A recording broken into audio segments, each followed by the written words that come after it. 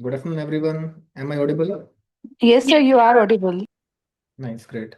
Good afternoon, everyone. आज का जो सेशन है टॉपर्स टॉक, आज हमारे साथ हैं पारस सर, और उनसे क्वेश्चन पूछेंगे विनय सर। तो दोनों, मैं थोड़ा सा पहले पारस सर के बारे में बता देता हूँ। ठीक है, बाकी अच्छे से विनय सर बताएंगे। तो उन्होंने मल्टीपल एग्जाम्स क्रैक किए हैं। ठीक है, तो मतलब ये अपने आप में एक सिग्नल है कि जब हम एग्जाम क्रैक करते हैं तो उसमें मेहनत तो है ही, लेकिन साथ में एक स्ट्रेटजी भी, एक माइंड सेट भी है। ठीक है, तो वो रिजल्ट देता है। तो उसमें बहुत ही अच्छे से आप सभी को, आपको बता पाएंगे कि कैसे हमें आगे प्रोसीड भी करना चाहिए अपनी प्रिपरेशन में। ठीक है, और साथ में रहेंगे विनय सर। तो विनय सर ने 2000 से ज़्यादा एस्पिरेंट्स को मेंटर किया है, यूपीएससी में भी और एचसीएस के अंदर भी। टॉप 50 में single digit, double digit rank बहुत एस्पिरेंट्स की आई है जो इनके मेंटी रहे हैं। तो आई थिंक बहुत ही अच्छा सेशन रहेगा ये। आप अच्छे से इस सेशन को अटेंड करना। स्टार्टिंग में सर क्वेश्चन पूछेंगे, उसके बाद ओपन माइक हो जाएगा। तो अच्छे से ध्यान से सुनना, और पेन पेपर अपने पास रख लो यार, नोट्स बनाते रहना। सर।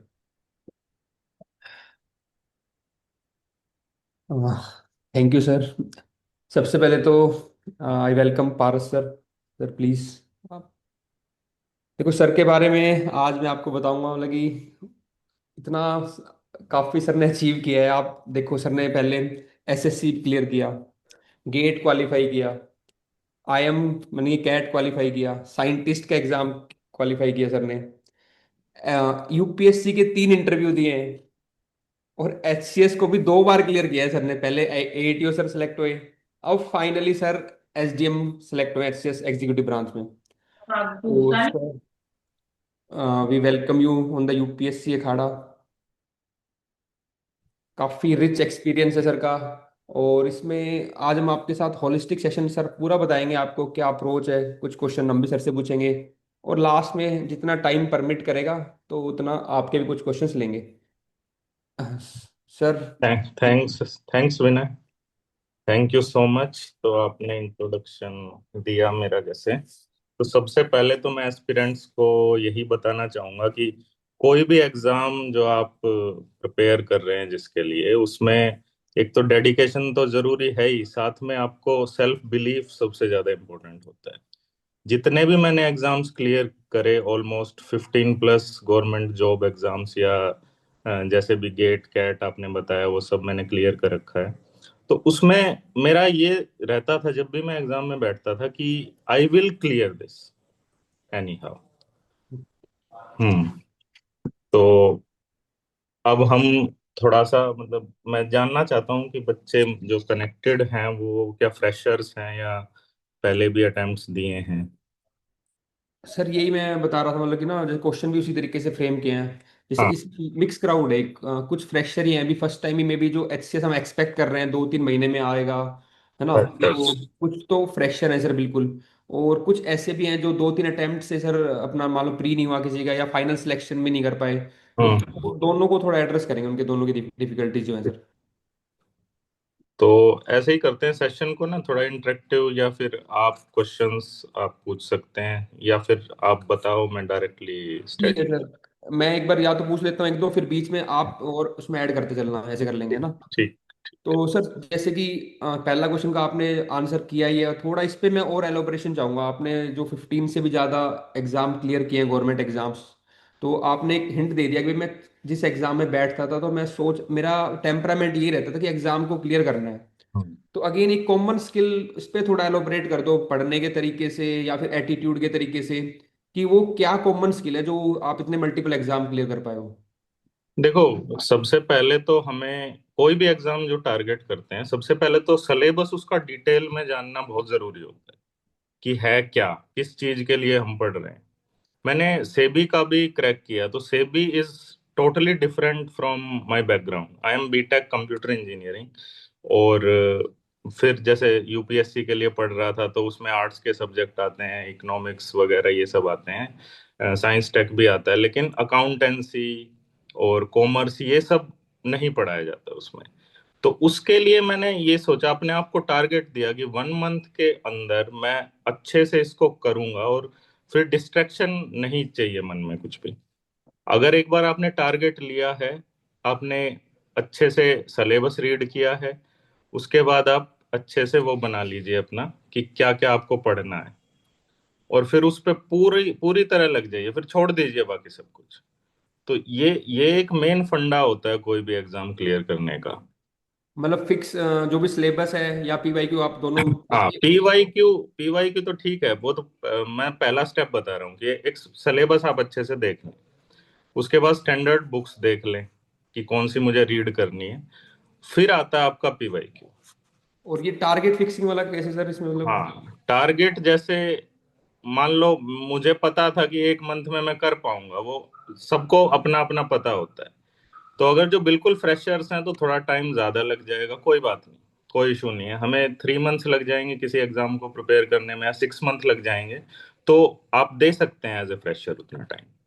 तो आप 6 मंथ दीजिए, उसमें तसल्ली से बैठ के ये देखिए पहले कौन कौन से पोर्शन मैंने अब तक कॉलेज टाइम में किए हुए हैं। तो अगर वो किए हुए हैं, एक बार रिवीजन, क्विक रिवीजन कर लीजिए उन चीजों का। नहीं किए हुए हैं, कोई बात नहीं, आप बिल्कुल स्क्रैच से स्टार्ट कर सकते हैं। पहले वीक में जैसे हम यूपीएससी या एचसीएस की बात करें तो एनसीईआरटीज रीड कर सकते हैं, थोड़ा अपने आप को उस चीज से करने के लिए कि कैसा आता है पेपर। फिर पीवाईक्यू देख सकते हैं, थोड़ा सा नॉलेज हो उसके बाद देखें पीवाईक्यू, क्योंकि स्टार्टिंग में देखेंगे तो you will get A setback. तो थोड़ा सा पढ़ लें, उसके बाद पीवाईक्यू देखें, उससे आपको आइडिया लगेगा कि कैसे कैसे एग्जाम जाएगा। तो मेन तो ये रहता है, बाकी इलेबोरेट हम करते हैं डिस्कशन के थ्रू ही। हाँ, आप आगे मतलब कंटिन्यू करें। ठीक है सर। अब जैसे जो शेड्यूल की बात आपने की तो हम्म। अगेन सर, अब इसमें कई बच्चे तो शेड्यूल बनाते हैं अपना 6 महीने का, कई हम्म। बनाते हैं 1 महीने का, कई एक हफ्ते का। उसमें भी शेड्यूल बनाते वक्त भी हम क्या पैरामीटर देखें कि किसको कितना टाइम देना है, और उस पर कैसे स्टिक भी रहे अपने शेड्यूल पे, ताकि देखो, फिर। जैसे मैंने जो किया था मैं वो बता सकता हूँ। हर बच्चे का ये सब्जेक्टिव होगा, ये चीज। This can not be quantified. मतलब हम एक पर्सनलाइज मेंटरिंग से तो क्वांटिफाई मैं कर सकता हूँ, लेकिन एज ए ग्रुप को मैं क्वांटिफाई नहीं कर पाऊंगा कि कैसे कैसे एक ग्रुप के लिए शेड्यूल बनेगा, नहीं। तो जैसे मैं अपना बता देता हूँ, मुझे ये पता था कि I am good at technicalities, analysing skills मेरे अच्छे थे। ये मुझे पता था। ये पता कब था? जब मैंने कॉलेज टाइम पास आउट किया 2012 में। तो मैंने कैट का एग्जाम लिखने की सोची उस टाइम, एंड मेरे फ्रेंड्स कोचिंग वगैरह भी ले रहे थे। मैं कोचिंग पे तो नहीं गया, खैर। मैंने प्रीवियस ईयर क्वेश्चंस देखे, तो अरिहंत की एक बुक आती थी कैट की, उसके प्रीवियस ईयर क्वेश्चन सारे लगा दिए अच्छे से। फिर मुझे पता चला कि हाँ, मेरी जो क्वांटिटेटिव एप्टीट्यूड है दैट इज वेरी गुड। तो मैं उस अपनी स्ट्रेंथ पे और निखारता गया, उस चीज को और फोकस करता गया और प्रैक्टिस करता गया। और लास्ट में I got 97 percentile and selection in IIM Indore. तो उससे मुझे पता चला प्रीवियस ईयर सबसे जरूरी होता है, और आप अपने हिसाब से अपना शेड्यूल बना सकते हैं। हाँ, as a mentor I can make a schedule for you, but वो 1 to 1 पर्सनलाइज शेड्यूल ही होगा। ऐसे एज ए ग्रुप को मैं नहीं बता पाऊंगा वो चीज। बिल्कुल। अब सर इस पे एग्जाम्स काफी आपने क्लियर किए, लेकिन जो सेशन है, जो बच्चे स्टूडेंट्स है, वो एचसीएस के लिए है हमारे पास ना भी, जो हाँ, बिल्कुल। फोकस्ड है। तो इसको हम एक बार लेते हैं, है ना, प्री मेंस पर्सनल टेस्ट को, हम्म। इसको एचसीएस को कैसे अप्रोच करें बच्चे? तो HCS का जैसे आपको पता है, अभी सिलेबस रिसेंटली मॉडिफाई हुआ है। सिलेबस तो आया नहीं है, खैर। उन्होंने पेपर्स के बारे में बताया क्या क्या पेपर्स होंगे। पहले जैसे मैं बता देता हूँ पहले क्या होता था। प्री में तो सेम ही है, खैर। प्री में GS और CSAT सेम ही रहेगा, 100 100 मार्क्स का। और CSAT इज क्वालिफाइंग एग्जाम, और GS के एग्जाम से आपकी मेरिट बनेगी। उसके बाद आप मेंस में जाएंगे। मेंस में पहले होता था इंग्लिश, हिंदी, एक GS का सब्जेक्ट, और एक आपका ऑप्शनल। तो ऑप्शनल इज नाउ रिमूव्ड, और ये एक अच्छी भी चीज हुई है, और खराब भी चीज मैं इसलिए कहूंगा क्योंकि कंपटीशन बहुत टफ हो जाएगा। क्योंकि GS के 4 सब्जेक्ट को इलेबोरेट कर दिया है, GS 1 2 3 एंड 4 में।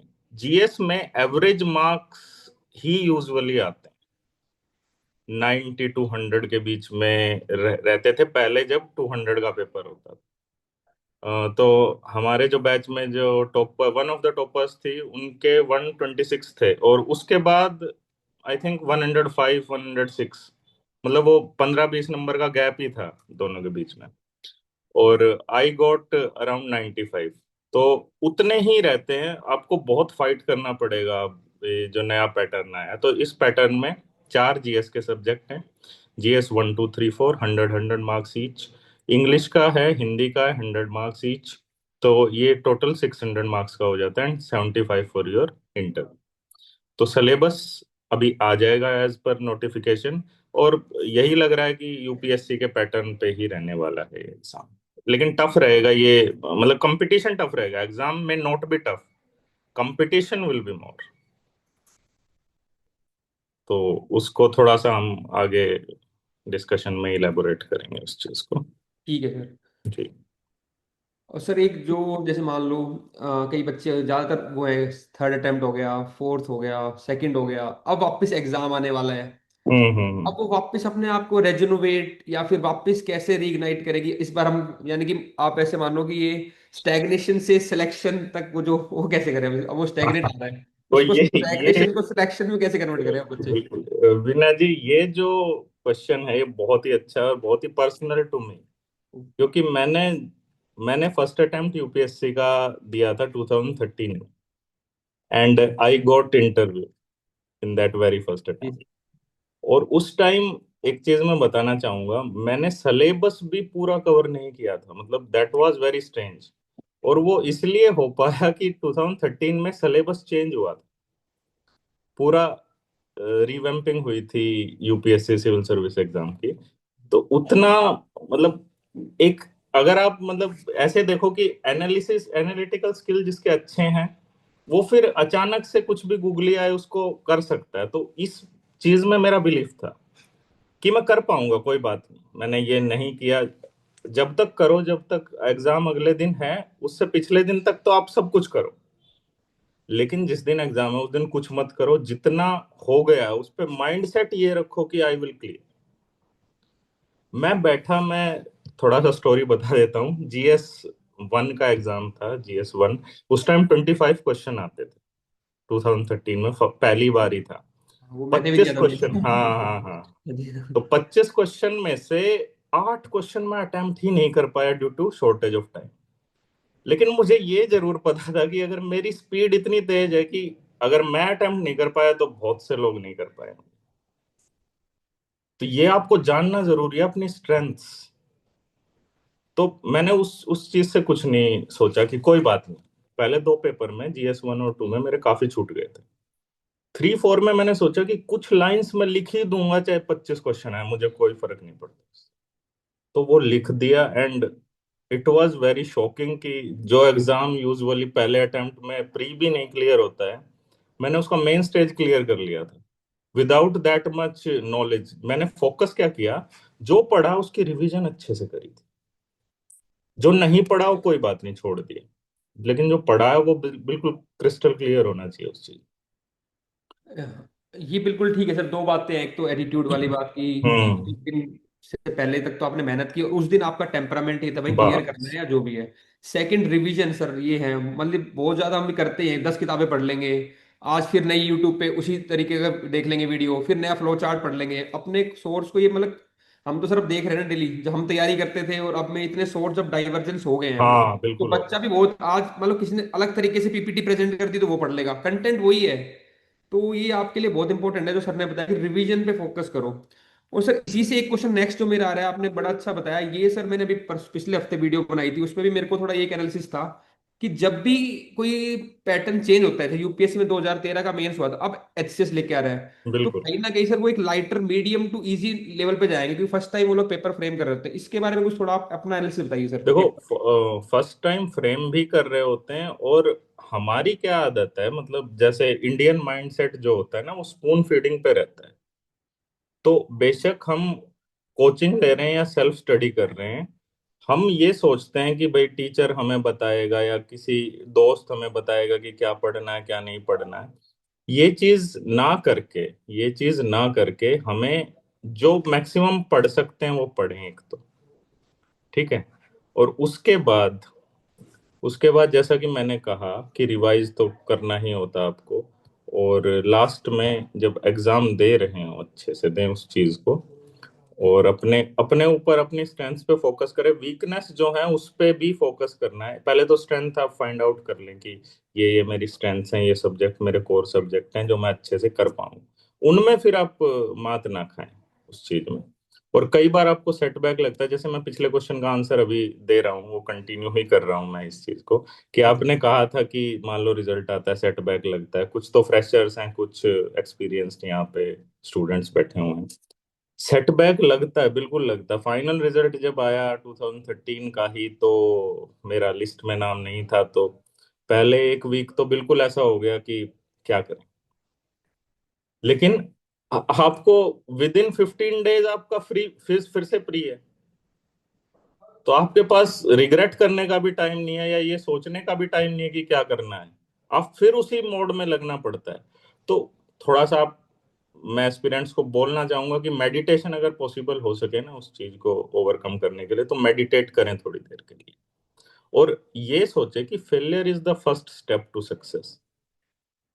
जो लोग फर्स्ट अटेम्प्ट में ही क्लियर कर पाते हैं ना, मतलब मैं सबका तो नहीं कह सकता, लेकिन मोस्ट ऑफ देम को एक्सपीरियंस कम होता है उस चीज का। आपने अगर फेलियर फेस किया है तो आपको एक्सपीरियंस भी रिच होगा, आप ग्राउंड लेवल से जुड़ के अच्छा काम कर पाएंगे एडमिनिस्ट्रेशन में। तो इसीलिए यूपीएससी भी प्रेफर करती है कि ऐसे लोगों को थोड़ा आगे लाएं, या एचपीएससी भी ऐसा ही प्रेफर करती है। उसमें एक क्राइटेरिया ये रहता है, जैसे नोटिफिकेशन में आपने पढ़ा होगा कि अगर मान लो किसी दो स्टूडेंट्स के जीएस में मार्क्स सेम हैं, तो उनकी एज से उनकी मेरिट डिसाइड होती है। जो ओल्डर एज का होगा वो that will B higher up in the ranks. तो सबसे अच्छी बात यह है कि आप सेटबैक को पॉजिटिवली लें कि नहीं, कोई बात नहीं, चलो कोई बात नहीं। अगर आज मैं नहीं कर पाया हूं तो ऐसा थोड़ी है कि मैं कर ही नहीं पाऊंगा कभी। नेक्स्ट अटेम्प्ट में I will do it, will होना चाहिए आप में वो। तो that is the answer to how to tackle the failures. हाँ जी सर। नेक्स्ट सर, प्री में तो जैसे आपने बताया, ठीक है, अपना सिलेबस देखो, शेड्यूल बनाओ, रिवाइज पे फोकस करो, हम्म। लिमिटेड सोर्स रखो। अब कहीं ना कहीं आंसर राइटिंग का रोल बढ़ेगा, जैसे आपने बताया, 4 पेपर हो गए। बिल्कुल बिल्कुल। हाँ, तो सर इसका थोड़ा एक बार बताओ कि बच्चे बिगनिंग से, जो बिगनर्स के लिए खासकर, कि कैसे वो आंसर राइटिंग को अभी अप्रोच करें, या फिर क्या ध्यान में रखना है उनको आंसर राइटिंग के लिए, पेपर को कैसे अटेम्प्ट करें आंसर राइटिंग को लेके। हम्म। तो जैसे विनय जी आपने मेरे को शेयर किया था एक प्रीनीति का चार्ट, वो जी सर। यूपीएससी के लिए था, लेकिन वैसा ही शायद आपने एचसीएस के लिए भी बना दिया होगा। हाँ जी सर। तो वो बड़ा अच्छा डिटेल्ड चार्ट था, और आपने एग्जाम्स भी लिख रखे थे कि कितने टाइम बाद आपको अपने आप को चेक करते रहना है, टेस्ट देते रहना है। तो एक बार ना आंसर राइटिंग जब करनी शुरू करे जब आपको कुछ परसेंटेज ऑफ नॉलेज गेन हो गई हो। क्योंकि starting from the first day अगर एक फ्रेशर स्टूडेंट आंसर राइट करेगा तो नहीं कर पाएगा, वो कर भी नहीं पाएगा, और फिर डिसहार्टन हो जाएगा, डिस्करेज हो जाएगा, और फिर आगे लिखना ही छोड़ देगा। तो पहले कुछ दिन के लिए तो प्री पे ही फोकस करें आप लोग। प्री का सिलेबस एक बार आप जितना कर पाए कर लें। 70% मैं रिकमेंड करता हूँ कि 60 to 70% जब करें उसके बाद आप लिखना शुरू करें। तो फिर आपको पता चलेगा गलती कहाँ हुई है, तब हम आपको गाइड कर पाएंगे। जैसे आंसर लिखने के 3 स्टेप्स होते हैं, पहले इंट्रोडक्शन लिखा जाता है, फिर बॉडी लिखा जाता है, और फिर लास्ट में कंक्लूजन। तो कंक्लूजन आप कुछ नहीं लिख पाएंगे अगर एक बिगिनर से आप आंसर लिखवाएंगे, तो he will write the same thing as in the question, वो कंक्लूड उसी को ही करेगा। तो ना ही इंट्रोडक्शन वो ढंग से लिख पाएगा, बॉडी बेशक लिखते हैं। तो 60 to 70% नॉलेज आपको आ गई है, तब आप लिखना शुरू करें। ठीक है जी, बिल्कुल। प्री मेंस लास्ट जो स्टेज है, पर्सनली टेस्ट या इंटरव्यू, है ना। हाँ। अब सर आपने यूपीएससी के 3 टाइम्स इंटरव्यू फेस किए हैं, है हम्म। ना। अगेन जो बाकी एग्जाम है उनमें भी एक बार इंटरव्यू होता ही है। और एसएससी, सॉरी, एचसीएस में भी 2 बार तो वहां पे आप कैसे, क्या कन्विंस करते थे, या फिर उसका बोर्ड का थोड़ा एक्सपीरियंस, या क्या तो हमारा एटीट्यूड होना चाहिए वहाँ पे। एक्चुअली देखो, मैं अपने सक्सेस का भी एक्सपीरियंस बताता हूँ और अपने फेलियर्स का। तो इंटरव्यू वाज माय फेलियर, उससे मैंने एक्सपीरियंस जो लिए हैं that I will tell you. देखो, मेंस तक तो मैंने अपने आप पे इतना फोकस किया कि मैं कर लूंगा, अगर मैं बैठा हूँ इस एग्जाम में मैं कर लूंगा। इनफैक्ट एक बार ना प्री हुआ था, मेरे को याद नहीं कौन से ईयर का था, 16 आई थिंक। तो उसमें मैं सिर्फ 40 क्वेश्चंस बना पा रहा था। 40 से मैंने बना के वो, I got 120 marks in that. तो इतना सेल्फ कॉन्फिडेंस था, जब मैं अकेला हूँ, अकेला बैठा हूं ना, तो मैं कर कर लेता था। और पेपर्स का भी ऐसे ही होता है, जो मेंस पेपर थे वो भी अच्छे से कर लिए थे। अब इंटरव्यू में ये मेरा, मतलब दैट वाज माय वीकनेस, कि जैसे इंटरव्यू हो रहा है तो थोड़ा सा फोबिया सा हो गया था कि भाई इतने सीनियर बोर्ड मेंबर्स हैं, इनके सामने कैसे बोलेंगे, ये करेंगे वो करेंगे। तो हालांकि I answered most of the questions, but एक कॉन्फिडेंस की कमी वहां उनको लगी होगी जरूर। और मैं अपने, जैसे एक आध मॉक इंटरव्यू दिया, वहां भी मुझे फीडबैक मिला था, तो वही मैं आपको शेयर कर रहा हूँ। वहाँ कॉन्फिडेंस मैटर्स। इंटरव्यू में आपकी नॉलेज टेस्ट नहीं होता है। मैं पहले सोचता था कि अगर 20 क्वेश्चन पूछे हैं तो मुझे 15 से 16 क्वेश्चन का आंसर दिया तो मेरा अच्छा मार्क्स आ जाएगा इंटरव्यू में। बट ऐसा कुछ नहीं है। वहाँ आपका कॉन्फिडेंस देखा जाता है, वहाँ आपकी डेडिकेशन देखी जाती है। डेडिकेशन तो मेरे में थी, मुझे खुद पता है इस बात का, लेकिन कॉन्फिडेंस की थोड़ी सी कमी थी। तो कॉन्फिडेंट रहें। अगर आपने मेंस क्लियर कर लिया है तो बिल्कुल बी कॉन्फिडेंट। अब मुझे पता चल रहा है कि यही मेरे में प्रॉब्लम थी, और अब मैं गाइड भी अच्छा कर सकता हूँ कि कैसे कैसे आपको वो इम्प्रूवमेंट लाना है। एक तो एनर्जी लेवल होता है, मेरे को एक फीडबैक मिला था कि एनर्जी लेवल कम है, और वो आपका कॉन्फिडेंस ही शो करता है। हालांकि आई एम सॉफ्ट स्पोकन, तो मेरा एनर्जी लेवल शायद कम लगे। विनय सर, आपको भी ऐसा फील हो सकता है, नहीं जैसे फोन पे नहीं। बात करी होगी। तो मैं तो सर आपका जब वो रिज्यूमे देखा था, आपने जो अचीवमेंट देखा था, तो सर वेरी इंप्रेसिव सर आप तो। और अब सेकंड टेस्ट में तो और भी, बल्कि आप जिस तरीके से सिस्टमेटिकली बच्चों को गाइड कर रहे हो सर, हाँ, सर नहीं कर। मैं यही बताना चाहूंगा कि इंटरव्यू में I got one of the lowest marks, लेकिन मुझे पता है कि कैसे उसको कन्वर्ट किया जा सकता है, क्या मेरे में कमी थी।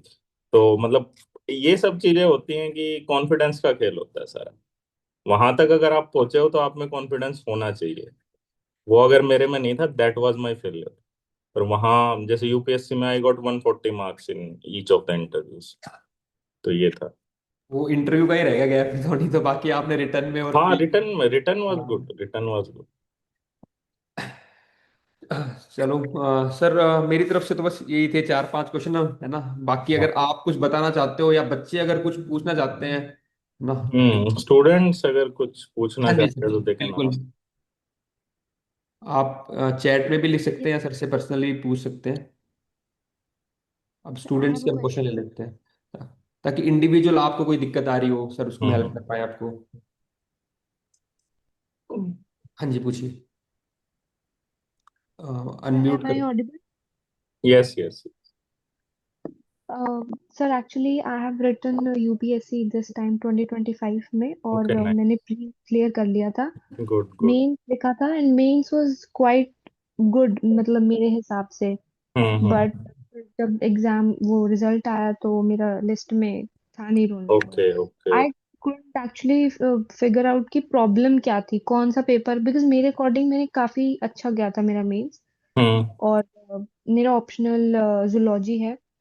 और अब क्योंकि एचसीएस का भी नोटिफिकेशन आ गया है एंड मैं हम्म। हरियाणा से हूँ, तो ऑब्वियसली मैं इंक्लिनेशन है मेरा इस एग्जाम के लिए भी। Right right right. बट अब इसका टाइमिंग ऐसा है कि थोड़ा सा मैच हो रहा है वो यूपीएससी से, वो क्योंकि बीच में हम्म आया, तो इसका प्री भी ऐसे टाइम पे आएगा। एंड क्योंकि अब ऑप्शनल सिर्फ यूपीएससी के लिए पढ़ना रहेगा, इसका हम्म। ऑप्शनल कर दिया, तो हाउ शुड आई मैनेज? और क्या सिर्फ मैं एक एग्जाम पे फोकस करूं फिलहाल? आपका ये मेंस कौन सा था यूपीएससी का? सिर्फ फर्स्ट मेंस था and first. First interview, first attempt, sorry. Okay, first attempt, first mains. हाँ राइट। जी। तो आपको ये नहीं पता एक्चुअली कि आपके किस सब्जेक्ट में कम मार्क्स हैं, वो तो खैर जब फाइनल रिजल्ट आ जाएगा उसके बाद ही पता चलेंगे। Yes sir. मुझे जहां तक लगता है ना, आंसर राइटिंग थोड़ा सा दिक्कत रहा होगा उसमें।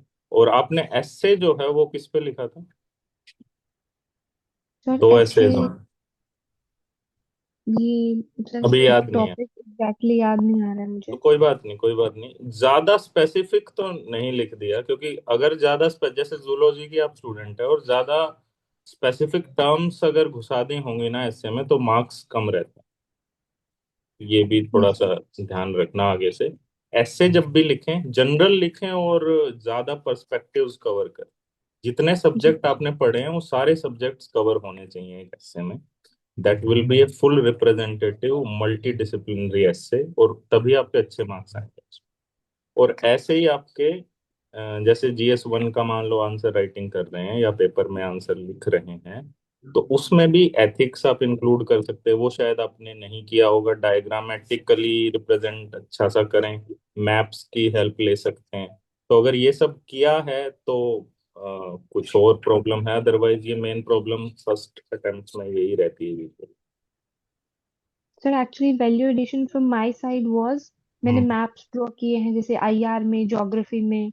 हम्म और जैसे नक्सलिज्म का क्वेश्चन है तो उसमें मैप ड्रॉ करके रेड कॉरिडोर एंड वो सब। हम्म। जिस हड़प्पन सिविलाइजेशन क्वेश्चन था तो उसमें भी आई ड्रॉ दिस डायग्राम, सीता एंड जो भी दिखाना होता है, सो हाँ। Diagrammatically I think it was good. Hmm. और कीवर्ड्स और जो वैल्यू एडिशन, एक इकोनॉमिक सर्वे, बजट और कमिटीज मैंने बहुत यूज की थी। ओके। मतलब आई थॉट कि मेरा मेंस काफी सही गया है।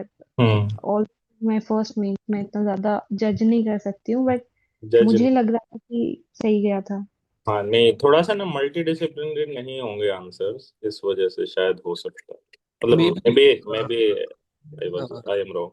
बस ने जैसे मान लो एकदम से ऐसे इंटरेक्शन में सर भी नहीं बताएंगे, मे भी हम इसमें ऐसे कर सकते हैं, आप मेरे को व्हाट्सएप करना एक दो आंसर्स, तो मैं एक बार सर से उस पर फीडबैक हम लेके फिर देख सकते हैं ना, तो हम ऐसे करेंगे तो तो कुछ ये। बता नहीं पाएंगे। हाँ, ऐसे नहीं पता चल पाएगा। कुछ आप मेरे को आंसर्स लिख के या कोई पहले के लिखे हो या कोई ऐसे लिख देना, तो ऐसे आई विल रिक्वेस्ट सर, और कुछ हम भी अपने लेवल पे एनालाइज करके तब आपको उसमें हेल्प कर पाएंगे फिर आपको ना उसमें। जी सर। सर ठीक है। बस एक ये दो एग्जाम्स का बता सकते हैं आपकी, अब क्योंकि यूपीएससी और एचएस दोनों ही अप्रोच हो रहे हैं तो। तो मोस्टली तो सेम ही है ना। अभी तो ज्यादा सेम हो जाएगा, बल्कि GS 1 2 3 4 है। आप जूलॉजी का प्री के बाद कर सकते हैं, क्योंकि आपने शायद दिया ही है मेंस, तो अच्छा होगा जूलॉजी आपका। तो वो ठीक है सर। प्री के बाद आप फोकस करें। Okay sir, thank you. Okay. अब एक क्वेश्चन सर चैट में आया हुआ है कि GS 4 में हरियाणा जीके आएगा या एथिक्स आएगा, अब ये तो हम कैसे बता सकते हैं अब सर? ये तो HPSC बताएगी। इंटरनली तो मैंने भी इसको पूछने की कोशिश नहीं करी है, देखो टू बी वेरी ऑनेस्ट। जी सर। और पूछना भी नहीं चाहिए जब तक सिलेबस रिलीज ना हो। तो वो तो सिलेबस आने के बाद ही पता चलेगा। सर एक क्वेश्चन था। हाँ हाँ बेटा। Hi, good afternoon sir, thank you, आपने इतना वैल्यूएबल सेशन दिया। सर अगर कोई बच्चा नया प्रिपेयर कर रहा है, अभी अभी इस फील्ड में आया है, तो कंसिस्टेंट कैसे रहे? किसी दिन तो बहुत ज़्यादा पढ़ाई हो जाती है और किसी दिन बिल्कुल ही लैक हो जाता है। तो कंसिस्टेंट कैसे रहे थ्रू आउट द जर्नी की, जब तक हमारा एसएस अप्रोच कर रहा है? देखो, इसका मतलब तो डेडिकेशन की कमी है या सेल्फ बिलीफ की कमी है ना। अगर मान लो ये सोच के बैठो आप कि हर दिन मुझे कुछ टाइम तो देना ही है, चाहे पूरा नहीं दे पा रहे हैं कोई बात नहीं, लेकिन कुछ टाइम तो देना ही है, हमें उसकी इम्पोर्टेंस शो करनी है। जैसे एक मैं थोड़ा सा एग्जांपल देना चाहूंगा। कोई रिलेशनशिप होता है तो दैट ऑल्सो इनवाइट्स टाइम, है ना। उसमें आप अगर टाइम दे रहे हैं तभी वो स्ट्रांग होगा। अगर आप यहाँ पे और नहीं दे रहे हैं, तो इसका मतलब ये है कि उस रिलेशनशिप की इंपॉर्टेंस आपके लिए कुछ भी नहीं है। तो यहाँ पे exam should be a relationship to you. आप उसको वैसे ट्रीट करें कि इसको मुझे टाइम देना सबसे इम्पोर्टेंट यही है मेरे लिए। अब नहीं दे पा रहे हैं तो इसका मतलब तो that is not important to you. And what can I say, थोड़ा सा डेडिकेटेडली पढ़ें। हमेशा ये ध्यान में रख के पढ़ें कि मेरा लास्ट एम क्या है, मुझे क्या करना है। ठीक है। एक और क्वेश्चन ऐसे टाइमिंग के ऊपर, फ्रेशर है स्टूडेंट, कह रहे कि मैं रात को पढूं या सुबह पढूं, मॉर्निंग में? देखो, मैं तो रात को पढ़ता था। मैंने जॉब के साथ भी किया है। I was in intelligence bureau. तो 6 बजे छुट्टी होती थी हमारी। 6 बजे मैं आके रूम पे, 7 बजे से आई स्टार्टेड रीडिंग, और लगभग 3 4 बजे मैं सोता था। तो जिसको जैसा अच्छा लगे, दिन या रात, तो आप ही बता पाएंगे। मैं नहीं बता सकता उस चीज को फिर क्या इसमें है। ये कोई स्लीप का भी रहता है पैटर्न, जैसे कि मान लो आपने 3 बजे फिर आपकी ड्यूटी भी होती होगी, तो हाँ, ड्यूटी तो ड्यूटी 8 बजे फाइव फिर उठना था। तो फिर वो 3-4 घंटे रोज इतना मेंटेन करना स्लीप का है। लेकिन ऐसा भी नहीं है कि रोज ही मैं ब्रेक ले लेता था, जैसे एक दिन का फुल ब्रेक ले लिया, कोई बात नहीं। वो जरूरी भी होता है, थोड़ा घूम फिर लें उस दौरान। और एक अगला क्वेश्चन ये सर, वर्किंग जो प्रोफेशनल्स हैं है ना जो काम हम्म। के साथ, तो वो अपना कैसे अप्रोच करें आने वाले एचसीएस को, कैसे टाइम एलोकेट करें? जितना आपको टाइम मिलता है पहले तो डिसाइड करें कि कितना मिल रहा है। 4-5 घंटे पढ़ेंगे तो अच्छा कर सकते हैं, और लेकिन स्मार्टली पढ़ना होगा उसमें। ऐसे नहीं कि कुछ भी उठा के पढ़ लिया, पहले स्ट्रेटजी बना ले अच्छे से। स्ट्रेटजी बनाएं, 4-5 घंटे मिल रहे हैं उसको अच्छे से यूटिलाइज करें, फिर दूसरी चीज सोचे ना। सबसे बड़ी प्रॉब्लम भी ना यही रहती है कि डिस्ट्रैक्शंस होते हैं हमारी लाइफ में बहुत ज्यादा। उन डिस्ट्रैक्शंस को मिनिमाइज जब तक आप नहीं करेंगे ना, आप तो कुछ भी चीज नहीं कर सकते, लेट इट बी एग्जाम, कुछ भी नहीं कर सकते लाइफ में। तो टॉपर्स की या विनर्स की खूबी यही होती है कि जिस चीज में वो लगे होते हैं वो पूरा उसी में ही लगे होते हैं। तो अगर आपको 4 घंटे भी मिल रहे हैं तो 4 घंटे एक अच्छी स्ट्रेटेजी स्ट्रेटेजी के साथ स्मार्ट स्टडी करते हैं तो हो जाएगा, बिल्कुल हो जाएगा।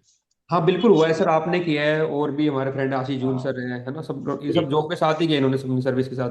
पर मैं बिल्कुल। उन्होंने भी ये कहा था भाई, जो टाइम मिलता था उसको बहुत फोकस तरीके से, हाँ, वो इम्पोर्टेंट है जो आपने और बताया। दूसरी चीज पे ना मन, मोबाइल ना उठा के और रील्स को स्क्रॉल करने लग जाएं, उसमें तो टाइम इतना चला जाएगा कि कोई फायदा नहीं है फिर करने सर दो नुकसान है, टाइम तो गया ही, फिर जो एक एक हेडेक सा होता है, का। एक मेमोरी लॉस काइंड ऑफ होता है, अटेंशन स्पैन कम होता है, फिर वो आगे वाले दिन को भी खराब करता है। वो हाँ, फिर टाइम तो गया ही, कॉन्फिडेंस खत्म होता जाता है डे कॉन्फिडेंस बाय डे। खत्म होता है। ये भी काइंड ऑफ एडिक्शन ही हो रहा है जो एक तरीके। ये देखो, ये जो एग्जाम्स है ना, इनकी खूबी ये है कि आपको एक लाइफ लेसन्स देते हैं। इसको सक्सेस या फेलियर से ना जोड़ के ना, लाइफ लेसन्स से जोड़ें उस चीज को, कि आपको बताते हैं कैसे पेशेंट बने, कैसे डेडिकेटेड बने, कैसे एक चीज पे फोकस करें, कैसे डिस्ट्रैक्शंस दूर करें लाइफ से, पॉजिटिव कैसे रहें। तो जो बंदा ये कर पाएगा वही क्लियर कर पाएगा। और किसी का क्वेश्चन है तो आप पूछ सकते हो। हाँ नरोत्तम पूछो। Hello, sir. Am I audible to you? हाँ या जी। Please. Good afternoon sir. Good actually afternoon. मेरे को ये जानना है सर, जो यूपीएससी का प्रीलिम्स होता है जीएस, और जो स्टेट पीसीएस का प्रीलिम्स होता है जीएस, इन दोनों की अप्रोच बिल्कुल अलग होती है सर। आप इन दोनों पे थोड़ा अगर बता सके तो। देखो, स्टेट यूपीएससी का, जो यूपीएससी की बात कर लेते हैं, यूपीएससी जो है वो फैक्ट हैवी नहीं होता है। स्टेट पीसीएस यूजुअली अब तक जो देखा गया वो फैक्चुअल ज्यादा है, फैक्ट्स हैवी ज्यादा हैं। और हरियाणा सिविल सर्विसेज की जहाँ तक बात है, उसमें हरियाणा का पोर्शन उतना सिग्निफिकेंट भी नहीं रहता है, जैसे प्रीवियस एग्जाम्स मैंने देखे हैं उसमें। तो है तो वैसे कोर तो यूपीएससी से ही निकली हुई है, लेकिन थोड़ा सा फैक्चुअल ज्यादा रहता है कई बार। बट रिसेंट टाइम्स में थोड़ा सा उसका शिफ्ट ना यूपीएससी की तरफ ही जा रहा है। तो आप एचसीएस के प्रीवियस ईयर क्वेश्चंस के साथ साथ यूपीएससी के जरूर कर लें। ये मेरा मतलब राय है, जो भी समझे इस चीज को, यूपीएससी के 2013 से अब तक के प्रीवियस ईयर प्रीलिम्स के जरूर कर लें, और साथ साथ फैक्ट्स भी थोड़ा मेमोराइज करने की कोशिश करें, क्योंकि यूपीएससी में भी आजकल क्वेश्चंस आ रहे हैं जो फैक्चुअल हैं। बिल्कुल सर, आपने ये ठीक है, लास्ट ईयर का पेपर देखना थोड़ा सा ना, उन्होंने तो वो हर बार कुछ ना कुछ चेंज करने की कोशिश करते हैं। स्टेट वाले जो होते हैं वो थोड़ा स्टेटमेंट की तरफ जा रहे हैं, उनमें से हाँ। वो फिक्स में कुछ पेयर ऐसिंग करेंगे, तो मेरे को नहीं हम्म। लगता सर, आपने भी कि हमने मल्टीपल स्टेट भी क्लियर किया हर बार उसमें। तो एक जो टाइम आता था उस टाइम हम अपने थोड़ा बहुत चेंज करते थे, बाकी स्ट्रेटेजी पूरे साल भर वही रहती थी, कॉमन जो चीज चलेंगी वही। हाँ, स्ट्रेटजी हाँ कॉमन ही रहती है, थोड़ा कॉमन ही सा ना रहती एनालिटिकल स्किल्स बढ़ाने की कोशिश करें अपनी, की इतनी नॉलेज से मैं कैसे डाइवर्स क्वेश्चन को अटेम्प्ट कर पाऊंगा। क्योंकि क्वेश्चन सेम ही होता है यूजुअली, क्वेश्चन सेम ही होता है, थोड़ा सा बस उसमें घुमा फिरा के दे देते हैं। कई बार फैक्चुअल दे देते हैं, लेकिन फैक्चुअल का मतलब ये नहीं है कि आपको एग्जैक्ट डेट याद होनी चाहिए। उसमें भी थोड़ा सा आप आइडिया लगा सकते हैं अगर आपके एनालिटिकल स्किल्स अच्छे देखो हैं। वो टॉपिक्स होते हैं जो सर बता रहे हैं उसमें वो टॉपिक अगर आपने कवर कर रखे हैं, फिर आप चाहे उसमें आर्टिकल पूछ रहे हैं चाहे उस आर्टिकल का इन्फ्रेंस पूछ रहे हैं, अगर बस आपने उसको ढंग से पढ़ा है तो वो दोनों में ही काम करेगा मतलब आपका। आपको आर्टिकल नंबर बेशक याद ना हो, लेकिन हाँ ये तो याद होगा ना कि ये आगे आता है फंडामेंटल राइट से या बस। पहले आता है, इतना तो आइडिया होगा ही होगा जब पढ़ोगे तो उसी से ही आ जाते हैं आंसर, इतना कोई बड़ा नहीं है काम। तो इसको सेपरेट मत करो आप, होलिस्टिक पढ़ो, से बर्डन भी बढ़ेगा और बिल्कुल। पेपर भी क्लियर। सर ने और भी हमारे जो फ्रेंड्स हैं दीपेंद्र गुलिया हैं IAS सर, तो वो सारे हम लोग जो करते हैं लगातार पेपर, तो यही हमने जो देखिए स्ट्रेटेजी कॉमन ही चलती है, बस एग्जाम से थोड़े दिन पहले उसका 7-8 दिन पहले हरियाणा कुछ पढ़ लिया, यूपी का तो यूपी का पढ़ लिया, राजस्थान का पढ़ लिया। बाकी मोर और लेस 80-90% चीजें वही रहती है नरोत्तम। और जहां तक सर ने बात की PYQ वाली, तो सर जो प्री नीति में मेरा यही है सिस्टम ना, मैंने उसको 3 पार्ट हम्म। डिवाइड कर दिया और डेली का शेड्यूल है कि ये पढ़ना ही पढ़ना है आपको। हाँ हाँ, तो ये मैंने फर्स्ट में देखा आप हुआ। जो बढ़िया रिवीजन है। क्लास है कि 12 क्लास में पॉलिटी खत्म या 8 क्लास में पॉलिटी खत्म, सेकंड लेवल पे 2013 से 25 तक जितने भी PYQ आए हैं प्री के, वो मैं उसमें सॉल्व कराता हूँ ताकि आपको अप्रोच पता चले और क्या सिस्टम सेट, और थर्ड लेवल पे टेस्ट है उसके। और इस बार ये PYQ वाला सर बताता हूँ, ये यहाँ पे चंडीगढ़ में इस बार 7 बच्चों के हमने मेंस दिलवाए थे यहाँ पे, और मैंने उनको केवल PYQ करवाए थे, उनकी बाकी तैयारी थी, और 5 की इस बार इंटरव्यू कॉल आई हुई है। तो है इसका रोल इंपॉर्टेंट है सर काफी उसमें ना। कई बार PYQ से तो डायरेक्ट उठ के आ जाते हैं हाँ विनय, जी सर, हाँ जी, मतलब मेंस में तो बिल्कुल काफी यार प्री में हाँ। एक एनालिसिस बनता है अपना। बिल्कुल बनता है। और कुछ कुछ ना, जैसे प्रीवियस ईयर क्वेश्चंस प्री के देखोगे ना, उनकी स्टेटमेंट्स आप मेंस में बहुत अच्छे से यूज कर सकते हैं। तो उसके नोट्स भी बना लें, अगर जैसे मतलब अच्छी आपकी चल रही है प्रिपरेशन, तो उसके नोट्स भी बनाने शुरू करें। एक सर हिंदी मीडियम का और है ये सर, मेरे को भी थोड़ा लगता है कि हम 2-3 साल से रिजल्ट देख रहे हैं, चाहे UPSC हो चाहे HCS हो, हालांकि हमने UPSC खड़ा पे हिंदी मीडियम में स्टार्ट किया है क्योंकि कहीं ना कहीं हमें लगता है किसी को कोई डिसएडवांटेज ना हो। और हम्म। रिजल्ट में सर अभी बच्चे ने क्वेश्चन नहीं पूछा है, उसी का मैं बता रहा हूँ कि हिंदी हम्म। का रिजल्ट क्यों नहीं आ रहा है सर, इतना HCS में भी नहीं है और UPSC में, और अगर वो बच्चे हिंदी मीडियम से प्रिपेयर कर रहे हैं तो वो कैसे करे इस चीज को। और देखो, हिंदी मीडियम से मैं तो नहीं था, खैर उतना मैं इसका अच्छे से एक्यूरेट आंसर तो नहीं दे पाऊंगा, लेकिन ये है कि जहां तक मुझे लगता है ना, हिंदी मीडियम की अच्छे नोट्स अवेलेबल नहीं है, अच्छी लिटरेचर अवेलेबल नहीं है। और साथ में थोड़ा सा, जैसे ये सब्जेक्ट्स डेवलप ही ब्रिटिशर्स के द्वारा हुए हैं सारे सब्जेक्ट्स, जो भी सिविल सर्विसेज के हम पढ़ते हैं। जैसे हिस्ट्री तो चलो छोड़ दो, कोई बात नहीं, बाकी साइंस टेक हुआ या पॉलिटी हुआ, ये सब सब्जेक्ट ही, इनकी वोकेबलरी ही इंग्लिश है। तो इसको जब कन्वर्ट हिंदी में करते हैं तो उतना एक्यूरेटली नहीं हो पाता है, और इसीलिए लिटरेचर भी अवेलेबल कम मिलता है इस चीज का। तो अगर आपने शुरू किया बिना, तो ये बहुत अच्छी बात है। मैं तो यही मानता हूँ कि right to equality, that is article 14, should be there in for English medium as well as Hindi medium, equal होना चाहिए सिलेक्शन भी। और अच्छा मटेरियल रहेगा तो डेफिनेटली होगा, इसमें तो कोई दो राय है ही नहीं। जी सर, किसी और क्या और कोई क्वेश्चन हो तो प्लीज लास्ट 1 और 2 क्वेश्चन, बिकॉज सर का भी हमने हाफ एन आवर ही कहा था, सर को रिक्वेस्ट किया था। सर एक सवाल है। हाँ हाँ। जी जी। सर ये हरियाणा का सिलेबस जो है ना, अभी GS 1 2 3 4 हो गया है, तो इसके हम्म। अंदर हरियाणा के सिलेबस को कैसे इनकॉर्पोरेट करें और उसका सोर्स क्या रह सकता है मेंस पॉइंट ऑफ व्यू से, क्योंकि HSSC के एग्जाम दिए हैं तो फैक्चुअल तो हरियाणा का पढ़ा है, लेकिन हम्म। मेंस और HCS पॉइंट ऑफ व्यू से, स्पेशली मेंस के, उससे कैसे रहे और देखो, सोर्स क्या आप रहे। हरियाणा स्पेसिफिक मेंस की बात कर रहे हैं कि क्वेश्चंस आए हरियाणा स्पेसिफिक, जो कि मेंस में आपको अटेम्प्ट करने होते हैं।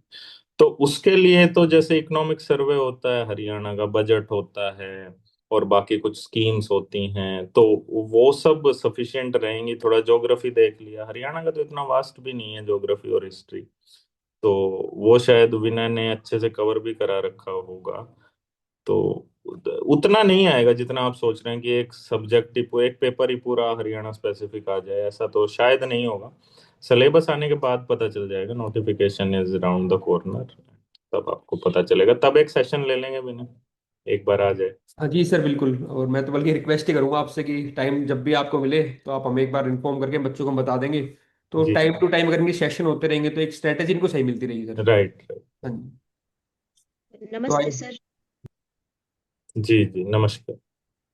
अ, सर मुझे बुक रीडिंग से रिलेटेड क्वेश्चन पूछना था सर, कि हाँ। आप बुक रीडिंग कैसे मैनेज करते थे? क्लासेस लगती है सर, फिर उनके नोट्स मेकिंग होती है सर, फिर उसके साथ सर देखो, नोट्स मेकिंग का मैं बता देता हूँ। नोट्स, अगर आप बिल्कुल फ्रेशर है ना, तो स्टार्टिंग में नोट्स ना बनाएं। Avoid making notes at the very beginning, क्योंकि आपको यही नहीं पता होगा कि कौन सा इंपॉर्टेंट है कौन सा नहीं।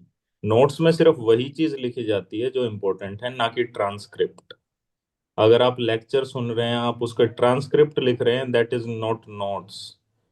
वो आपका टाइम वेस्ट ही करेगा। तो पहले आप एक बार रीड कर लें, या एक बार लेक्चर सुन लें सारे। ये फर्स्ट रीडिंग बोलता हूं मैं इसको फ्रेशर्स के लिए, कि एक बार पूरा रीड कर लिया पूरा सिलेबस। सेकंड रीडिंग के टाइम पे आपको पता चलेगा, जब पीवाई क्यू देखोगे, कि क्या क्या इंपॉर्टेंट होता है। जैसे मराठास का जो सेक्शन है, वो यूपीएससी ज्यादा नहीं पूछती है कभी भी। तो आपने अगर एक दिन पूरा मराठास पे वेस्ट किया है, तो वो वेस्ट ही होगा। हाँ, उस पे पूछती है। गांधीयन फिलोसफी पे बहुत क्वेश्चंस आते हैं हर एग्जाम में। उस पे आप नहीं दे पाए हैं एक दिन, तो that is also your loss. तो पहले ये पता होना चाहिए सेंस ऑफ राइट और रॉन्ग, कि क्या चीज हमारे लिए सही है। वो आएगी एक बार रीड करने से और पीवाई क्यू देखने से। और हम तो हैं ही, खैर आपको अगर डिटेल में जानना है तो वो तो 1-to-1 मेंटरशिप के थ्रू ऑब्वियसली हो सकता है possible. Sir I have one more question. हाँ बताओ। मतलब बुक रीडिंग जब मैं स्टार्ट करती हूँ सर, हाँ हाँ। तो कंसिस्टेंसी नहीं रह पाती है, मीन्स बोरिंग हो जाता है। तो मतलब उसको कैसे खुद को मोटिवेट रखे कि इसको पढ़ना ही है। मुझसे है ना सर, 1 साल हो गया है और आज तक एक भी बुक कंप्लीट रीडिंग नहीं हुई है सर की। देखो, बुक रीडिंग ढंग से नहीं कर पा रहे हैं तो वीडियोस के थ्रू कर लें। मतलब हमें तो देखो करना है, हमें नॉलेज से मतलब है ना, कि एक बुक से, है ना। कोई तो आपको मीन्स सर कोई दिक्कत नहीं है इसके अंदर, अगर किस। मैं बुक्स ना रीड करूं और वीडियो लेक्चर्स से ही अपना कवर करूं सिलेबस। हाँ हाँ, कोई ऐसी कोई बड़ी बात नहीं है, लेकिन हाँ, वीडियोस, फिर वीडियो लेक्चर्स जो हैं वो बिल्कुल एग्जॉस्टिव होने चाहिए। वो ऐसा ना हो कि आपने जो लेक्चर्स फॉलो किए हैं वो कुछ पोर्शन ही छोड़ दें। उससे कोई दिक्कत नहीं है। इनफैक्ट जब मैं वर्किंग था उस टाइम, मैं वीडियोस ही देख लेता था ऑफिस में। और मैं उसके नोट्स भी लास्ट स्टेज पे बनाता था, जब मुझे पता चल जाता था कि हाँ भाई ये लिखने लायक है, तभी बनाए थे notes. Notes should be crisp and short. Okay sir. हाँ। और सर जैसे मैंने, मीन्स इस साल मैंने प्रिपरेशन की और मैं सिर्फ इस वजह से कॉन्फिडेंट नहीं हूँ 2026 का अटेम्प्ट देने के लिए यूपीएससी का, कि मैंने हम्म। बुक रीडिंग नहीं की है। मैंने लेक्चर्स देख लिए, नोट्स अरे प्रिपेयर कर लिए। ये सब कोई आपके वो थोड़ी है कि ये चीज डिसाइड करेंगे कि बुक रीड करिए या नहीं करिए। आप पीवाई पीवाई क्यूज कितने कर पा रहे हैं आप, जो टेस्ट, मॉक टेस्ट होते हैं उसमें कितना स्कोर कर पा रहे हैं, ये तो देख लें पहले, है ना। हाँ जी सर। कुछ कुछ मॉक टेस्ट दे के देखे हैं क्या, कितने मार्क्स हैं। सर कंप्लीट तो नहीं किए, सब्जेक्ट वाइज कुछ कुछ किए थे सर। तो कुछ आया, मतलब कर पाए हैं कुछ, या हाँ जी बिल्कुल ही। सर। में ऐसे है, जहाँ से मैं कोचिंग ले रही हूँ सर, 6 क्वेश्चंस हैं तो उसमें से कभी 3 हो गए, कभी हाँ तो कभी उसमें मुझे अच्छा आ रहा है 4 हो गए, कभी नहीं भी आ रहा है। हाँ तो दिक्कत क्या है, मतलब सिर्फ बुक रीडिंग कोई बात थोड़ी होती है। रीड करने के लिए तो आप बुक को पढ़ रहे हैं और आपका माइंड यूएसए में घूम रहा है। तो ऐसे नहीं होता है, मतलब माइंड और जो आपकी एक्टिविटीज है वो कॉन्सोनेंस में होनी चाहिए। तो अगर बुक रीडिंग नहीं भी ठीक लगती है, कोई बात नहीं, हमें सिलेबस कंप्लीट करना है, चाहे वो वीडियो लेक्चर से कर रहे हैं, चाहे लाइव लेक्चर से कर रहे हैं ऑफलाइन, उससे कोई मतलब नहीं होता। Okay sir, thank you sir. Okay, thank sir मेरा एक क्वेश्चन है। यू। राइट, बताइए। सर मैं जानना चाहती हूँ कि सर आंसर राइटिंग की प्रैक्टिस कब से स्टार्ट करनी चाहिए। आंसर राइटिंग के मैंने बताई ना, कुछ नॉलेज तो गेन कर लीजिए। अगर आप yes sir.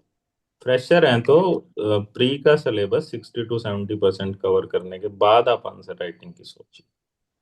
All right sir, thank you. Sir C SAT का भी अगर बता सके तो। सी सेट के लिए सी सेट के लिए जैसे मैंने जो फॉलो करी थी वो अरुण शर्मा की थी। एक्चुअली मैंने कैट के लिए प्रिपेयर किया था, तो सी सेट उससे ऑटोमेटिकली कवर हो ही गया था। अच्छी बुक है अरुण शर्मा की, कैट के लिए ही आती है। वो कर लेंगे तो कोई डाउट ही नहीं है कि सीसेट इजीली हो जाएगा, क्योंकि आजकल सीसेट में देखा होगा आपने, रीजनिंग और क्वांट के काफी टफ क्वेश्चन बनने लगे। जी सर। और मैं भी वैसे सीसेट की एक सीरीज स्टार्ट करूंगा, तो इफ यू वांट, जब वो कंप्लीट होगी तो I will tell. Sure sir. Thank you sir. Sir, I have a question. Yes yes please. Sir, basically this will be my like HCS will be my first exam of this sort, like for administration related.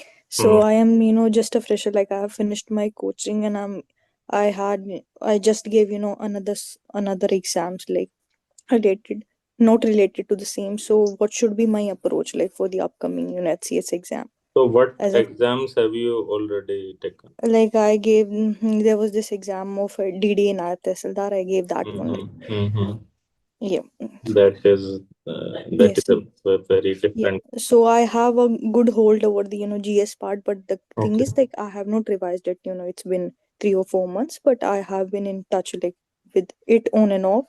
So what should I be doing at this point? So, as you know, all the civil services exams target GS very heavily. Yes, sir. So, first of all, try to complete the syllabus. If you are, Okay. if you have completed, then you should start making notes, and then you start revising, solving the PYQs, and then move to answer writing.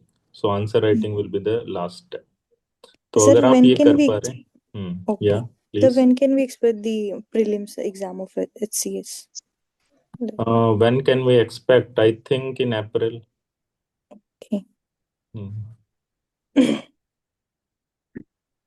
बाकी तो exact date तो after notification we will come to know. Sir good Okay. Afternoon. Yeah good afternoon. Sir मैंने अभी तक group B exams की preparation की है जिसमें ऑब्जेक्टिव का होल्ड ज्यादा है सर। Right right. हाँ, जैसे अभी मैं आईसीआर में वर्किंग हूँ तो सर उसमें फैक्चुअल चीजें ज्यादा आती हैं, जैसे डेट याद रखना ये सब। तो अब सर सब्जेक्टिव के लिए सर क्या अप्रोच रखनी होगी, मतलब कैसे स्टार्ट करना चाहिए? जैसे इससे पहले भी मैंने सीजीएल में देखो ये दोनों चीजें अलग नहीं है। प्री जैसे आपने दूसरे एग्जाम्स दिए होंगे, उसमें आप कह रहे हो कि थोड़ा सा ऑब्जेक्टिव क्वेश्चंस ज्यादा आते हैं, है तो सिलेबस एक कंबाइंड ना। उस सिलेबस में भी या जो आप बुक रीड करोगे उसमें भी कुछ डेट्स लिखी होंगी, उनके बारे में कुछ एनालिसिस लिखा होगा। मान लो कुछ लिखा है कि भाई क्विट इंडिया मूवमेंट इस दिन स्टार्ट हुआ था, लेकिन यस सर। कुछ एग्जाम्स तो उस पे ही फोकस कर लेते हैं कि कब स्टार्ट हुआ था, कौन से ईयर में। कुछ एग्जाम्स थोड़ा सा उससे आगे जाते हैं, उसी बुक में आगे ये भी लिखा हुआ है कि फीचर्स क्या थे,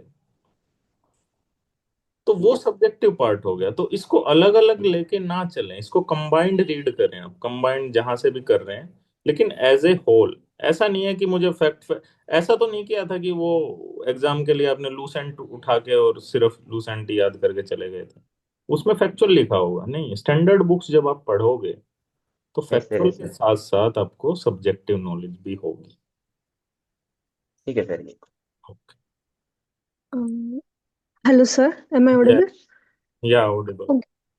या सर, एक्चुअली मैंने पहले भी एग्जाम दिए हुए हैं। अभी मेरा यूपीएससी का मेरा थर्ड अटेम्प्ट हो चुका है। मैंने सीडीएस भी निकाले हुए हैं 4-5 बार, एएफकेट भी निकाला हुआ है। बट अभी प्रीलिम्स में आके मेरे मतलब मार्क्स अच्छे आते हैं। मॉक टेस्ट में लगाती हूँ, अभी भी लगा रही हूँ।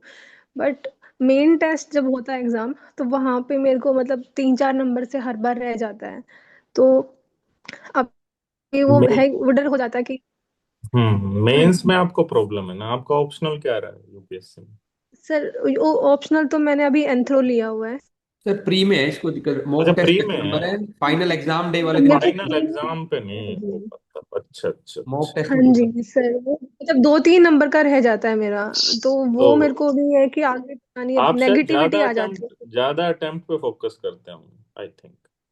अगर 90 प्लस अटेम्प्ट कर रहे हैं ना तो नेगेटिव मार्किंग ज्यादा हो जाती है। एक तो ये कितने अटेम्प्ट किए थे? हाँ सर, मतलब अभी कर दी तो हूँ मैं कि 90 के आसपास। जैसे मैंने नहीं। 23 का दिया था, हाँ हाँ। तो उसमें मेरे प्रीलिम्स की कट ऑफ 75 गया था, और मेरे 89 के आसपास नंबर बने हुए थे। पर वो सी सेट की वजह से नहीं हो पाया मेरा। अच्छा, सी सेट की वजह से नहीं हो पाया आपका? हाँ, तो बट अभी लास्ट टाइम तो हाँ। अभी थर्ड अटेम्प्ट में मेरा स्कोर बहुत लो चला गया। अभी मेरे को ये है कि मैं दूं कि नहीं, और फिर मतलब थोड़ा आई डोंट नो कि क्या हो रहा है, तो मोटिवेशन भी थोड़ा डाउन चला जाता है। तो नहीं तो पहले ना आप सी सेट पे फोकस करें, क्योंकि ऐसे तो कुछ काम नहीं चलेगा। जीएस अच्छी है, सी सेट नहीं हो पा रहा है, तो ये तो एस्पिरेंट्स का फेलियर होता ही है। सी सेट तो क्वालिफाइंग है, उस पे पहले फोकस कर लें 1 मंथ। ठीक है, अभी तो टाइम है। Okay sir. हमें 1 मंथ आप सी सेट पे ही फोकस करें, उससे आपको ठीक है। कॉन्फिडेंस बिल्ड होगा कि हाँ ये तो मैं कर पा रही हूँ, तो ये इशू नहीं है।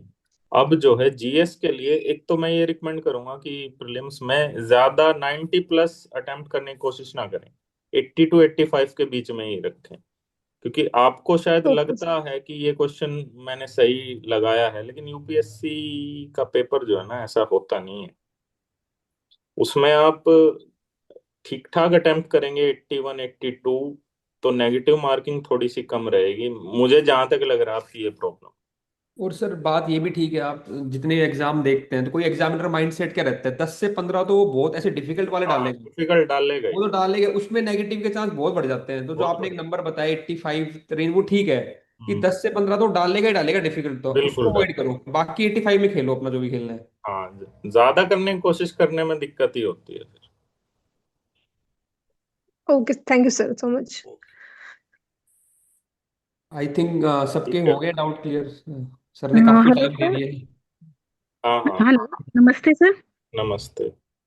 सर अभी जैसे कि हमने डिस्कस किया है अबाउट द प्रीलिम एग्जाम्स, अभी मेरा हाँ स्टेट पी मेंस के रिगार्डिंग क्वेरी है कि हाँ। लाइक वर्किंग प्रोफेशनल है फ्रॉम 7 to 7, तो हम्म क्या वो मेंस लिख, जैसे कि उसका क्लियर हो गया प्रीलिम्स, तो क्या वो मेंस के लिए जॉब क्विट कर दे या सेम स्ट्रेटेजी फॉलो करे नाइट स्टडी वाली, नहीं, जॉब और क्या क्विट, आवर्स होनी चाहिए उसकी स्टडी के जॉब लिए? जॉब क्विट करना, if your family and you are dependent on that job, तो बिल्कुल क्विट ना करें प्लीज। Ji sir. किसी एक एग्जाम के लिए अपनी लाइफ के साथ तो नहीं खेलना। हाँ, ये रखे, मैंने जैसा आपको बोला है कि हमेशा कॉन्फिडेंस रहे, कॉन्फिडेंट रहे कि मैं कर पाऊंगा। मैंने जो फर्स्ट अटेम्प्ट दिया था, मैंने मतलब विनय, इट इज शॉकिंग कि मैंने एक भी आंसर नहीं लिख के देखा, not even a single answer. जी सर। और डायरेक्टली एग्जाम में मैंने ऐसे लिखा था and I got 123 in that ऐसे। तो पहली बात तो ये है ना कि नॉलेज अगर है तो आप लिख पाएंगे, कोई बात नहीं, कोई ऐसा रॉकेट साइंस नहीं है कि उसमें बहुत टेक्निकलिटीज हैं लिखने में। हाँ, लेकिन अच्छा लिखना है तो आपको थोड़ी सी मेहनत तो और देखो करनी। थोड़ा सर मैं कहूंगा इसमें फर्क कि एक तो जैसे आपने बताया ना, काफी स्टूडेंट मेरे पास भी हैं, काम्या मिश्रा आईपीएस है ना फर्स्ट अटेम्प्ट में, तो हम्म। उसने भी ऐसा नहीं लिखा था कि भाई, उसने मेरे को सर टेस्ट की कोई दिक्कत नहीं है, आप बस मेरे को कंटेंट दे दो, लिख हाँ। तो मैं वहां दूंगी। हम्म। अब किसी की अगर वो स्किल डेवलप्ड है, जिसको कंटेंट पता है, वो लिख देगा, because she is from like lady Shri Ram, तो उनका सब था। हाँ, उनका डेवलप होता तो है। जिसका डेवलप्ड है वो तो अपना कर लेगा, लेकिन कहीं ना कहीं आपको वो स्किल भी डेवलप करनी है। और दूसरा, 13 में और अब 25 में हम बहुत बहुत फर्क देख फर्क, रहे हैं।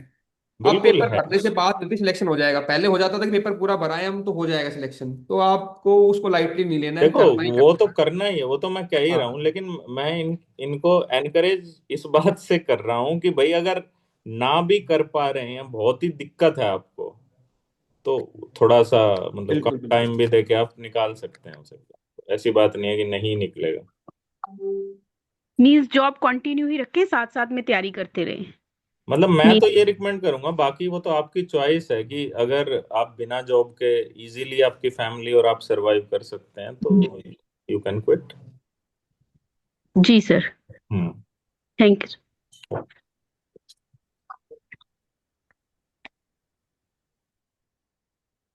ठीक है विनय, आई ठीक है ठीक है। थिंक। हाँ हाँ। काफी सर यस यस। सर ये पूछना था कि पेपर चेकिंग में जैसे हिंदी और इंग्लिश में पार्शलिटी तो नहीं होती ना? अरे एज नहीं, ये सब सोच के ना करें प्लीज। कोई पार्शियलिटी की कुछ ऐसी बात नहीं है, अच्छा कंटेंट लिखा, अच्छे आंसर लिखे हैं, तो हिंदी मीडियम से हुए हैं बच्चों का सिलेक्शन, क्यों नहीं हुआ है। Okay sir. हम्म। सर मुझे एक क्वेश्चन पूछना था सर। हाँ हाँ, सर पूछिए। आपकी कोई मीन सोशल मीडिया अकाउंट है जहां हम आपसे पर्सनली कांटेक्ट कर सके सर? नहीं, बाद में अभी भी अभी रह तो मेरा सकते हैं। ऐसा ऐसे मैंने कुछ बनाया नहीं है, ये तो मेरा फर्स्ट ही सेशन है यहाँ पे। नहीं सर, तो जैसे वैसे आपकी पर्सनल कोई आईडी अकाउंट्स होते हैं ना सर, सोशल मीडिया पर, जैसे नहीं नहीं नहीं, उस इंस्टाग्राम। पे मैं ज्यादा एक्टिव नहीं हूँ, तो मैं वहाँ रिप्लाई भी नहीं कर पाऊंगा। इसको ऐसे करेंगे, इंस्टीट्यूशनलाइज करेंगे सर को, जब भी टाइम लगेगा ना, महीने में हाँ। 15 दिन में, तो एक रेगुलर सेशन कर लेंगे, ताकि एक तरीके से हो जाए वो, सर का भी टाइम हम्म। प्रॉपर यूटिलाइज, और आप भी एक साथ आ जाओ, ना कि पर्सनली सर उसको कर पाए। तो राइट। वो कुछ ना कुछ निकालेंगे सर से एक बार रिक्वेस्ट करके, जितना टाइम हो पाएगा। ठीक है विनय। सर हम्म, ठीक है, thank you very much sir, काफी टाइम दिया। और कुछ क्वेरी हुई तो आपसे एक बार फिर रिक्वेस्ट करेंगे सेशन के लिए। नहीं, हाँ, सेशन के थ्रू कर सकते हैं। हाँ सर, बिल्कुल बिल्कुल। आप बच्चों ने भी काफी सीखा सर, मुझे भी काफी सीखने को मिला आपसे, थैंक यू नहीं, सर। सीखने को तो यही है, म्यूचुअल लर्निंग होती है, और तो क्या। बिल्कुल बिल्कुल सर। जी sir, thank you very much sir. Thank you, thank you.